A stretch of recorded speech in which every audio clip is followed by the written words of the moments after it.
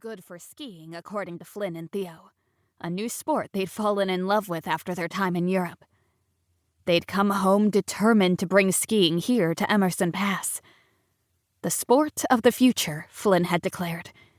A way for our town to continue to grow and flourish. Shops would be built around the visitors. They'd seen it in the Alps. It would work here, too, they told Papa. He'd agreed to let them use part of their trust for the investment in their future. They were now happily planning a way for the new version of our town. They'd cleared trees on the northern mountain for runs and built a lodge from the logs. In the spring, they would complete the rest of the needed details. By next winter, if all went well, skiing would have come to us for good. I returned to the letter, reading the neat handwriting. November 20th, 1919. Dear Josephine, I hope this letter will find you well. I am also hopeful that you'll remember who I am. If not, I'll be mortified. Since returning from the war, I've been in New York City. Unfortunately, I became very ill last year with the Spanish flu. While convalescing, I remembered your descriptions of Emerson Pass from the letters you wrote to Walter. He often read passages to me and the other men. Your descriptions of the wildflowers, sky, and trees have convinced me to travel west in pursuit of my own place of belonging. I've decided to take a leap of faith and come to Colorado, perhaps to settle for good. I'm writing to see if I might visit you and your family.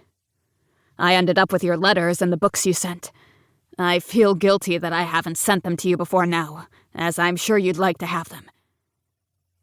My request and trip may sound strange to you, but there's nothing or no one keeping me here. I grew up in an orphanage and have never truly had a home. We all looked forward to your letters, as Walter shared many stories of you and your family with the rest of us lonely boys who, sadly, had no one writing to us. From your stories, I feel as if I know you all. I'd be honored to bring your letters, novels, and photograph, and to meet you and your family. I'm also hopeful that your father and brothers might have ideas for me in regard to work. Before the war, I apprenticed with a cabinet maker. If they know of anything, I'd be pleased to hear it. If you're amenable to my visit, I thank you kindly, and look forward to hearing from you. Sincerely, Philip Baker. His request to visit wasn't the strange part. I found it odd that he made no mention of Walter, other than to say he'd shared my letters. An image of Walter laughing during one of our picnics flashed before my eyes. His sunny head of hair and light blue eyes had transfixed me from the start.